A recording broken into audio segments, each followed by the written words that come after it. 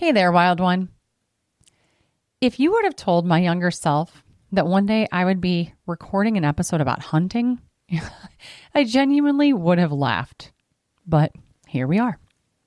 I grew up around it. My dad hunted, my sister hunted, my uncle and cousins hunted. I loved the stories afterward and chili simmering on the stove. But I never wanted to go. I had zero desire to sit in the cold, waiting to kill something. That was their world, not mine. And yet today, I am a woman that hunts. What most people don't know is that this wasn't an overnight thing for me. I'm a woman who spent 3 years learning, practicing, and waiting before harvesting an animal. And during that time, life was happening. I hunted while I was 7 and 9 months pregnant. I hunted postpartum, taking pumping breaks. I would sit there in the quiet, my body healing, still stretching from motherhood, listening to the wind, listening to myself. Those moments became a kind of sanctuary, a place where I could breathe in ways that I didn't know that I needed. I am a woman who took her first shot this year. It was a single, clean, double lung shot on a mature buck. I cried when I touched him. I harvested him nose to tail, honoring every part. And I'm changed deeply by this journey. So today's episode is the story of how I became someone that I never imagined, and how that journey has been one of the most primal, spiritual, communal, and empowering experiences of my life. Part of who I am, and you're going to hear it in this episode, it's that I turn experience into expression. I preserve memories through language. That's how I work through marking moments that matter to me. In this hunting story, it gave me a lot of moments worth marking.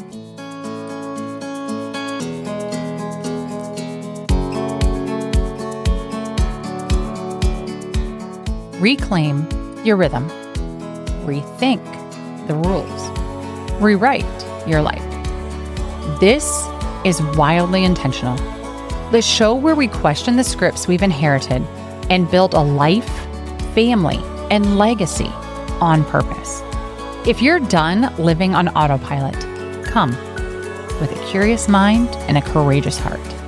Here, we talk about what it means to question, unlearn, create, and build what truly matters.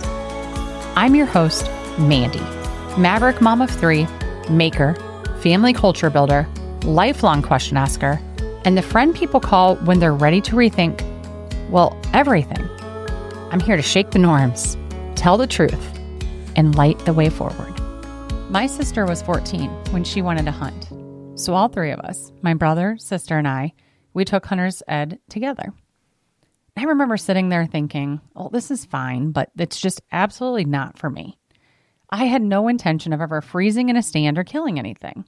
I was perfectly happy just hearing the stories afterward. And for years, decades, that part of my identity remained unchanged. But years later, motherhood started weaving its way into this story. This all started not with a gun or a blind, but with homeschooling. The kids and I were doing a frontiersman unit study, which led them to Davy Crockett, which led us to Stephen Ranella and Meat Eater. And suddenly family movie nights turned into learning about ethical harvesting, field skills, and respect for wildlife. I found myself thinking, wait, this feels different. This isn't just hunting. This is relationship. And something awakened in me. It was a curiosity that I couldn't ignore. I even retook hunter safety as an adult, thinking that if I was going to explore this with my kids, I wanted to be responsible, safe, and competent. I wanted to truly understand firearm safety, shot placement, tracking, all the things that I never cared enough to think about before. So this wasn't about wanting to hunt. Not yet. This was, for me, about being a good mom, a prepared mom, as my kids explored the natural world. but it was really planting a seed for me. Because there's a piece of the story that I haven't shared yet, and it matters a lot. My husband is an Army veteran. He's done his share of shooting, training, and handling firearms. Guns don't intimidate him the way they intimidated me at first. One of the things that I love about him is how secure he is in himself. He didn't feel the need to jump in or keep up when I started seeking out mentors, most of whom were men. He wasn't threatened by it. He encouraged me. He gave me space to pursue something that felt deeply right for me. And I want to be clear. I never wanted to force him to do this with the kids. This wasn't a family obligation. It was a family curiosity, a breadcrumb trail. The spark for all of this actually came from the kids, specifically my middle son, long before that I ever imagined myself hunting. He told me one day that he wanted a Davy Crockett coonskin cap. And I remember laughing and saying, "Buddy, Crockett's mom didn't buy his cap on Amazon. He trapped that animal. He skinned it. He tanned it. And then he sewed his own cap." My son looked at me with total seriousness and said, "Then that's what I want to do." So we did. We learned how to trap, and we got help skinning and tanning, and we got our coonskin caps made. We were hauling carcasses. I was like 7 to 9 months pregnant during this time. I never saw that version of my life coming. I'm out there in the cold with a pregnant belly and all, checking traps, handling dead animals, and instead of feeling squeamish or out of place, I felt alive, engaged, capable, and strangely primal. I honestly knew that I was pregnant with a boy because this intense, almost ancient energy came over me. It was this urge to hunt, to kill something, to be wild and connected and embodied in a way that I absolutely never expected. And it wasn't from a place of violence or bravado or having to prove anything. It was a place of deep maternal instinct. This knowing that I wanted to learn these skills side by side with my kids. That if they were going to grow up curious about the land, about traps, about field skills, about sourcing food with intention, I wanted to be right there with them, learning hand in hand. I didn't just want my kids to learn from books, not teaching from a distance, not observing from the sidelines, becoming with them, side by side, the people who knew where our food came from, to develop skills that felt older than any curriculum that we could buy. And that was the moment, long before the deer blind and long before I pulled a trigger, that wild woman in me was waking up and coming alive. And somewhere between setting traps with the kids, pregnant, cold, excited, very much out of my comfort zone, just kind of half laughing at how ridiculous all this was, I did what I always tend to do when life feels big and gritty or wild or hilarious. I wrote a poem. That's just who I am. Poetry is how I integrate what I'm learning, and it's how I bring humor and creativity into motherhood. It's also how I preserve memories. It's the language of the moment. A little snapshot of a new world that we're learning and navigating together. So this journey, this unexpected path into wildness and skill and capability, it was a reminder that even the gritty moments are worth capturing, and they're full of art. So this poem is called An Unexpected Surprise. We were out at Barnhart setting traps so I could get myself a real coon cap. What we caught the next morning was quite a surprise. He didn't have a mask around his eyes. Nope. He was black and white and he stunk. Oh yeah, we caught a skunk. We hid behind a tree so he wouldn't spray me. Then we ran away from his stinky spray. We didn't get a coon that day. It was ridiculous and messy and so real. But that little poem was the first moment that I realized I wasn't just teaching my kids how to live close to the land. I was falling in love with it too. Around the same time, we were having this moment with the turkeys on our farm. We spent thousands of dollars and months of effort raising them, feeding them, caring for them, and then spending a whole day butchering them. And I remember thinking, there has to be a simpler, more aligned way. What did our ancestors used to do? Why do we spend months raising one bird when I could spend a single intentional weekend hunting for one? It was like this light bulb moment, an ancestral remembering almost. And we slowly started pulling back from the farm a little. We learned to set traps. We made coonskin caps. We fished. We spent more time creek stomping. We were out practicing identifying tracks. It was like our whole family stepped out of modern life and into something more instinctual, more embodied, and more connected to the land. And somewhere in that slow evolution, I decided I want to learn to hunt. Before my kids learn, I want to know that I can do this. Because it's one thing to watch YouTube videos on it, but it's another thing entirely to hold a loaded gun in your hands. People talk about hunting like it's either barbaric or glamorous. But either way, they rarely talk about the fear. And I had every version of it. Fear of the gun going off unexpectedly. Safety mattered more to me than anything. Fear of wounding an animal and not being able to find it. That kept me up at night. Fear of being alone with a loaded gun. Fear of the recoil, which is why I ended up loving the 350 Legend, because it's accurate, it's ethical, and its recoil didn't scare me. Fear of being judged as a woman, as a mother, as someone who talks about spirituality and intentionality and then kills an animal. There's a stereotype of hunters as reckless, shoot-'em-up, bloodlusty people. But the truth? Most hunters that I know have a deeper love for land and wildlife than the people who criticize them. They're conservationists. They're ethical. They're kind. They're generous. They're thoughtful. Responsible. Guns for them and for me are tools. They're not weapons. Fear was a part of my hunting journey, but one that wasn't going to stop me on it. Walking into the hunting world as a woman revealed two groups. Group one was a good old boys club. The ones who saw me as adorable, harmless, and not serious. And group two was men who wanted me to succeed. I had mentors who outfitted me with everything. Clothes, a blind, a gun, trail cameras.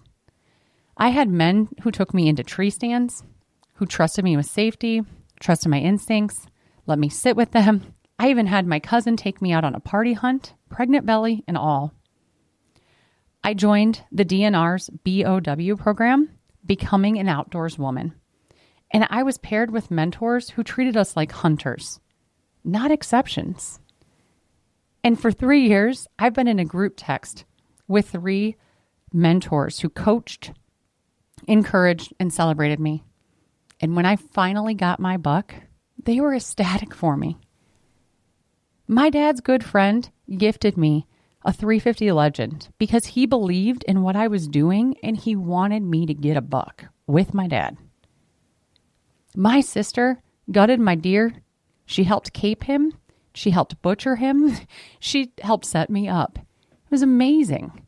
I was surrounded by support, by witnesses, by people who believed in my becoming, people who honored this journey, people who helped me see every side of hunting, the ethics, the practical skills, the reverence, the responsibility.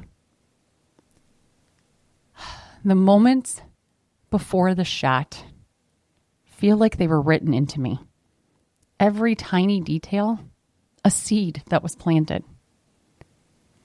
And here's the funny part.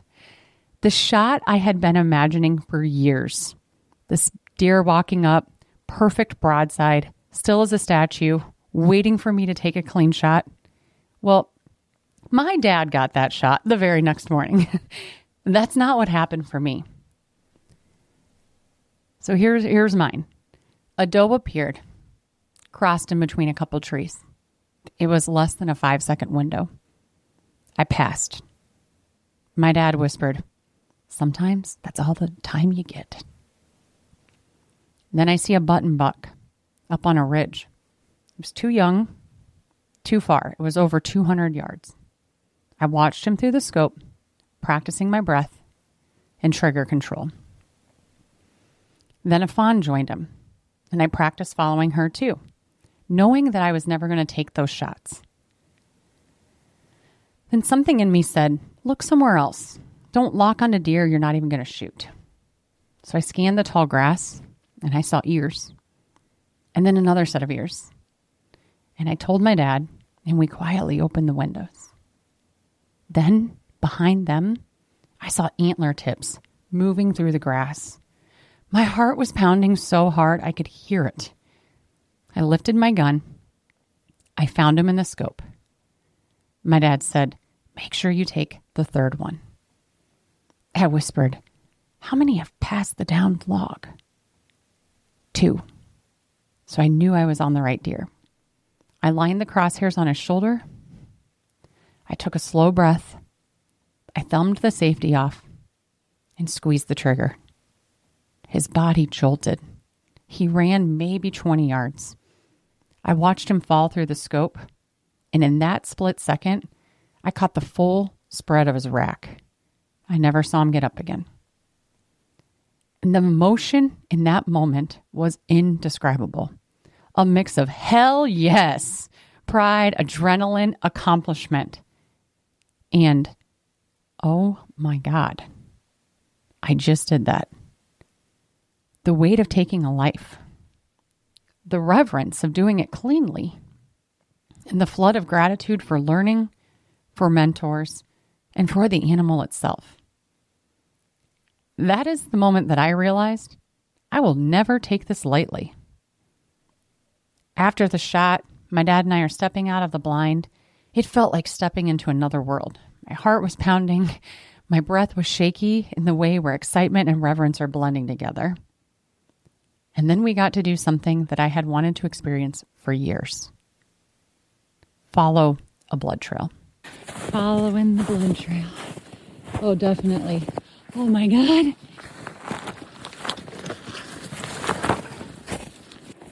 I see blood all the way up there. Holy.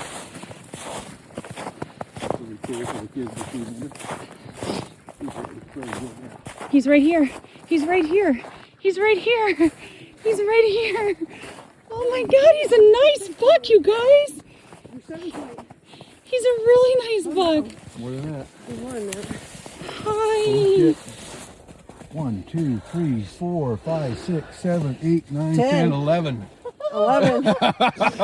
There's something ancient and primal about it.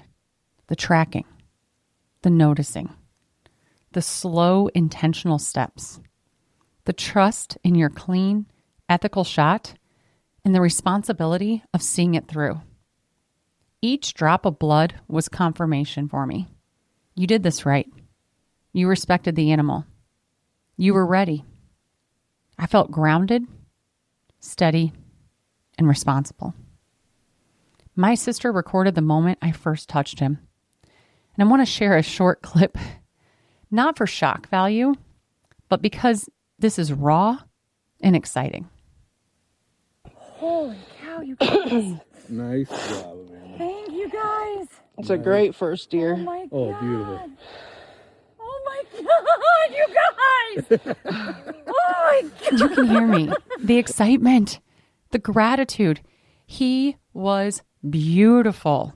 He was huge, over 200 pounds, an 11-point buck. I touched him.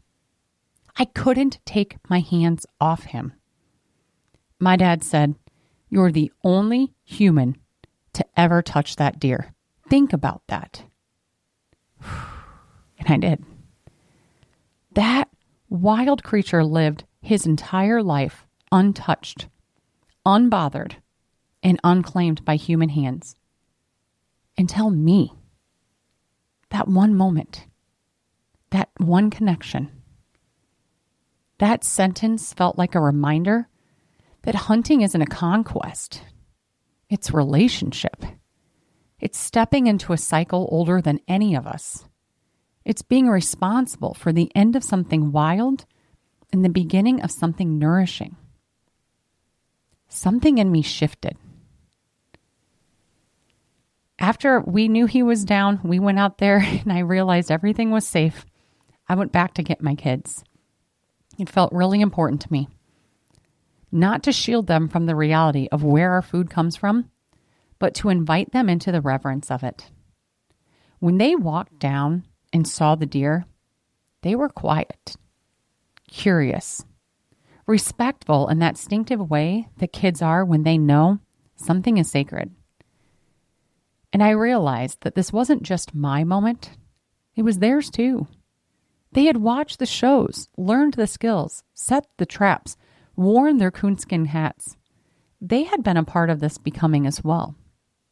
And now they were a part of the harvest, not in a graphic way and not in a traumatic way, in a way that rooted them in reality and respect and in relationship with the natural world. It felt like closing a circle we started with Davy Crockett's coonskin cap years ago. A mother stepping into a new identity and bringing her children along in a way that was honest and grounding and true. I'm honoring every part of that buck. We harvested his meat. I'm taking the hide that's left over from his cape and turning that into leather, and I'm going to learn to sew something meaningful with that leather. I have a mount being made, and the remains, like the ribs and the bones that can't be harvested, were returned to the coyotes, completing the cycle. Nothing was wasted. Nothing was taken lightly. This is the old way, the true way. There's one more moment that happened that I haven't talked about yet, and I can't ignore it because it felt important. After the shot, when we were on our way back to the field with the kids and we were trying to go see the deer, I noticed an eagle in the tree. Now, the eagle has always been one of the animals that I personally connect with. The eagle and the wolf, apex predators, the watchers, the leaders, the ones who moved with instinct and decisiveness. Those have always been my animals. And it struck me in that moment that I had just harvested a deer, a prey animal, an animal of awareness and constant observation, of alertness and presence. And then there was this eagle who perhaps saw the entire thing. He's a symbol of perspective and clarity. Watching me and that all this happened high above a tree. He's seen it all. In the exact moment that I was stepping deeper into a relationship with the land. And it felt like a reminder that both of those energies matter. The decisive, intuitive apex part of me, the part that can make the choice, take the shot, and do it cleanly. And the aware, patient, observant part of me, the part that watched for 3 years, learned land and animals, paid attention to patterns, and waited for the right moment. Predator and prey. Instinct and observation. Combat and stillness. Vision from above and vision from the ground. Both are part of this story. Both were a part of me. And somehow, seeing that eagle as we drove back to get the kids felt like a blessing. Like a quiet nod from the wild that said, "You did good. You did it the right way. You're learning what you came here to learn." That buck showed up exactly when I was ready. Not when I wanted, not when I expected, but when I had become the woman who could take the shot with integrity, reverence, and presence. And if he carried a message for me, it was simple and ancient. Pay attention, be patient, move with intention, and trust yourself when the moment comes. Hunting changed me in ways I didn't expect. It slowed me down. It sharpened my instincts. It pulled me deeper into a relationship with the land. It gave me solitude, sacred quiet, a place to think and breathe. It helped me understand life and death and stewardship in a way that no book ever could. And maybe most importantly, it made me crave a place of our own, a property with trees and trails where the kids can grow up knowing tracks and seasons and animal signs, and where I can get head time in nature, where we can belong to a place that feels wild and alive. For decades, anthropologists assumed that men were the hunters. But recent archaeological analysis covering early hunter-gatherer burial sites across the Americas shows that 40% of big game hunters were female. And women were frequently tracking, trapping, and hunting small game, and they participated in communal hunts. Many indigenous tribes viewed women hunters as spiritually powerful because they carried life and they could ethically take life. And hunting was a communal skill, not a gendered one. So no, I don't feel like I'm doing anything shocking. I feel like I'm remembering something ancient. I never thought that I would be a woman who hunts, but looking back, it makes perfect sense to me. It's not about the kill. It's about the courage. It's about intention. It's about honoring the animal. It's about remembering who we were before convenience numbed us. It's about reclaiming a skill that women once knew intimately. But mostly, it's about becoming someone who listens deeply to the land, to the moment, and to myself. I feel more alive, more capable, more connected, more whole, more ethical, more confident, and more wild. And all of that didn't come from the shot. It came from the hours before it, the stillness, the quiet, the watching, the long becoming that shaped me more than the actual moment itself. So I wrote a poem about that part of the journey, the part that no one really sees. It's not the picture you're posting on Facebook or Instagram. It's the part that changed me the most. And I call this poem The Waiting. I thought hunting was the shot, the moment, the heartbeat, the pull of the trigger. But it was the waiting, the crisp breath of dawn, air sharp enough to wake up the parts of me that I'd forgotten, geese circling overhead, reading the fields from above, shifting with the knowing that only the wild remembers. Cardinals flickering red in winter branches, quiet companions in the stillness. Snow drifting like a soft confession, tucking the world under a white hush. Tracks pressed into mud and frost whispering, "Have you only now learned to see me?" Hours and hours of this, watching, walking, breathing, thinking, through 100 what-ifs, training my body for a moment that would arrive and disappear in less than 20 seconds. It was never about the kill. It was about the quiet, the breath, the way the land became my teacher. And then 11 points of wisdom, 200 pounds of wild muscle, and one woman who finally, after 3 long years, pulled the trigger. Not to prove anything to anyone but herself. To remember she was capable of this kind of sacredness. It took me 3 years to take a shot. 3 years of becoming the woman who could. And I keep returning to my dad's words. You're the only human who ever touched that deer. That truth holds this whole story.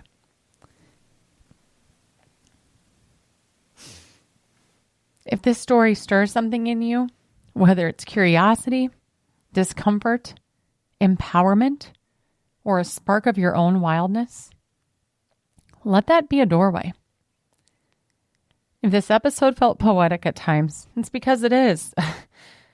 Poetry helps me integrate the lessons, and humor helps me mother my way through wild moments, and language helps me preserve what matters to me.